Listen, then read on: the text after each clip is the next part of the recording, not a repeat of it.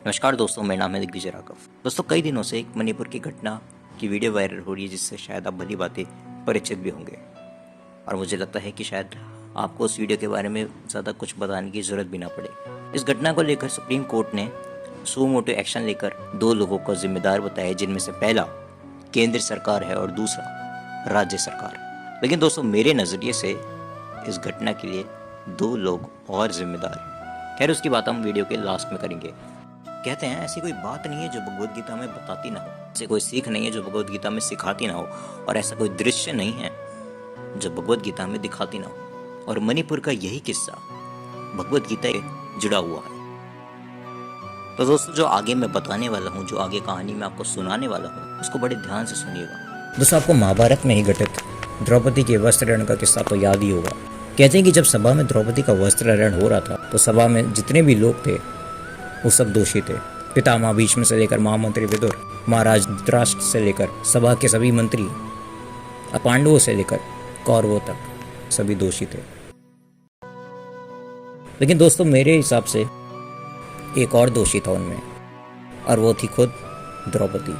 शायद मुझे लगता है आप अब मुझे गलत भी समझ रहे होंगे, और बिल्कुल ठीक भी है। लेकिन दोस्तों, थोड़ा धैर्य रखिए, मैं शीघ्र ही आपके सभी सवालों का जवाब दूंगा।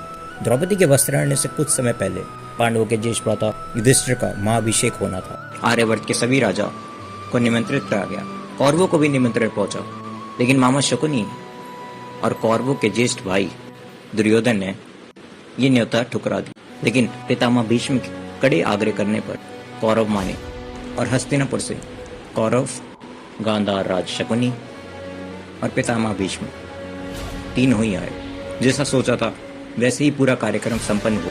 लेकिन जाते जाते एक ऐसी घटना घट गई जिसने महाभारत के युद्ध की एक नींव रख दी थी। आप लोगों को जानकर यह हैरानी होगी कि इंद्रप्रस्थ की नगरी एक राक्षस ने बसाई थी, और इंद्रप्रस्थ का महल, जो कि एक विशेष रूप से आश्चर्यों से भरा हुआ था, क्योंकि उस महल की कुछ खास बात यह थी कि वहाँ पर जमीन और जलाशय में अंतर कर पाना काफी ज्यादा कठिन था। तल और जल एक समान है। इसका मतलब यह है कि जहाँ पर आपको जमीन दिख रही है वो जमीन हो भी सकती है सिर्फ एक मिक्त रचना। दुर्योधन को यही सारी चीजें आश्चर्यचकित कर रही थी। ईर्ष्या से भरकर जब वो हस्तिनापुर वापस जाने लगा तो इंद्रप्रस्थ के महल के ठीक द्वार पे एक जलाशय था। किन्मय राक्षस जिसने हस्तिनापुर की नगरी बनाई थी, उसने उस जलाशय को एक जमीन बना रखा था। और जैसे ही दुर्योधन का पांव उस जमीन रूपी जलाशय पे पड़ा, वो नीचे जाके गिर गया। दुर्योधन पूरा भीग चुका था। महल में जितने भी लोग थे वो सारे बाहर आ गए, पांडव भी बाहर आए। लेकिन उसके बाद जो हुआ शायद वो नहीं होना चाहिए था। सभी कौरव और पांडव दुर्योधन को उठाने का प्रयास करने लगे, लेकिन द्रौपदी वहां आज पहुंची, और द्रौपदी ने जो कहा वो शायद दुर्योधन ने कभी सोचा भी नहीं था। द्रौपदी ने दुर्योधन की नासमझी का मजाक उड़ाते हुए उसको अंधे का पुत्र अंधा बता दिया, और दुर्योधन का जो पारा था वो देखने लायक था। अब जितनी वो घृणा पांडवों से करता था, उससे 2 गुनी घृणा वो द्रौपदी से भी करने लगा। उसने पितामह भीष्म को भी काफी धिक्कारा कि मेरे ना कहने पर भी आप मुझे यहाँ पर लेकर आए। और मामा शकुनी के साथ अब दुर्योधन उस समय की प्रतीक्षा करने लगा जिस समय वो द्रौपदी को भी उसी प्रकार लज्जित कर सके। हस्तिनापुर की यह घटना और द्रौपदी का वस्त्रहरण समान नहीं है। दोनों में समानता लाना एक नासमझी होगी, क्योंकि अगर द्रौपदी ने अपराध किया है तो वहीं पे दुर्योधन ने महा अपराध करा है। लेकिन दोनों को ही अपने अपराध के लिए सजा मिली। दूसरे, महाभारत का पूरा किस्सा मणिपुर की इस घटना से कहीं ना कहीं मेल खाता है।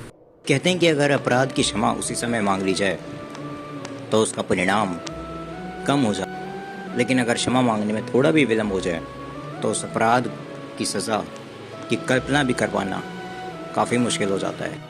महाभारत और मणिपुर के इस वायरल वीडियो में भी कुछ ऐसा ही है। अगर महाभारत में पांडव द्रौपदी से क्षमा मांगने के लिए आग्रह कर लेते तो शायद द्यूत का एक प्रपंच भी ना रचा जाता, ना ही द्रौपदी का वस्त्रहरण होता। अगर मणिपुर के इस वायरल वीडियो की बात करें, मई 4 की घटना, जिसकी वीडियो जुलाई के मंथ में वायरल हुई, बहुत कम लोगों को पता है कि उससे भी पहले मणिपुर की घटना की एक और वीडियो वायरल हुई थी, जिसके ऊपर ना किसी न्यूज़पेपर ने आर्टिकल लिखा, ना ही किसी कोर्ट ने उसकी निंदा करते वक्त अपनी जजमेंट पास करी। वो वीडियो सिर्फ एक फेसबुक के उस पोस्ट की तरह वायरल हो रही थी उसके नीचे सिर्फ कमेंट लिखे जा रहे थे, लेकिन कोई उस घटना पर एक्शन नहीं ले रहा था, जिसके अंदर महिला खुद अपने कपड़े उतार कर मणिपुर की वायलेंस रोकने वाले पुलिस के सामने प्रोटेस्ट करती हैं। लेकिन गौर करने वाली बात यह है कि ये भी वुमेन कुकी ट्राइब की ही हैं, लेकिन जब किसी ह्यूमन राइट कमीशन ने इनके खिलाफ कोई आवाज़ नहीं उठाई, ना कि इनकी निंदा करी, बस ये वीडियो वायरल होती गई। अब सवाल ये उठता है कि क्या सरकार के लिए, क्या न्यायपालिका के लिए या कुकी ट्राइब के लिए वुमेन का न्यूड हो जाना और पुलिस के सामने प्रोटेस्ट करना ये ठीक है, या फिर सिर्फ वो उस वीडियो का इंतज़ार कर रहे थे जिससे कोई इंटरनेशनल ऑर्डर में इंडिया को शर्म से झुकना पड़े। और यही हुआ। कुछ समय बाद एक ऐसी ही वीडियो जो आज वायरल हो रही है, उसने पूरे इंटरनेशनल ऑर्डर में इंडिया का नाम डुबा रखा है, जिसकी कड़ी निंदा भी हो रही है। तो दोस्तों, बात यह है कि इस वीडियो के लिए जिम्मेदार कौन है? क्या सिर्फ सरकार को कटघरे में खड़ा करना ही ठीक रहेगा? तो जैसे मैंने आपको पहले कहा था कि मणिपुर के इस वायरल वीडियो के पीछे सिर्फ सरकार ही नहीं बल्कि एक और है, और वो है हमारी सर्वोच्च न्यायालय यानी कि सुप्रीम कोर्ट।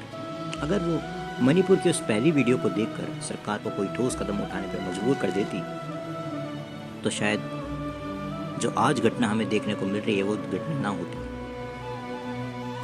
लेकिन अफसोस की बात तो ये है कि ना तो सुप्रीम कोर्ट ने सरकार को ऐसे निर्देश दिए, ना ही कुकी ट्राइब को ये फटकार लगाते हुए बताया कि प्रोटेस्ट करने की भी कोई सीमा होती है। अगर आर्टिकल 19 में आपको राइट टू प्रोटेस्ट दिया गया है तो उसके कुछ एग्जम्पशंस भी हैं, लेकिन ऐसा कुछ नहीं हुआ। ना सुप्रीम कोर्ट ने डांटा और ना ही सरकार ने उस वीडियो को सीरियसली लिया, और जिसका परिणाम हमें आज देखने को मिल रहा है। दोस्तों, सब लोग भली बात ही जानते हैं कि सुप्रीम कोर्ट और केंद्र सरकार में कुछ ना कुछ अभी भी अनबन चल रही है। फिर चाहे वो सुप्रीम कोर्ट का ज्ञानवापी केस में बार बार स्टे लगाना, लेकिन उससे भी बड़ी बात यह है कि हमारे भारत और उसकी इंटीग्रिटी के लिए ये अनबन बिल्कुल ठीक नहीं है। हमारे लॉ और पार्लियामेंट को एक साथ मिलकर काम करना होगा। तो दोस्तों, आज की वीडियो के लिए बस इतना ही। मिलते हैं अगली वीडियो।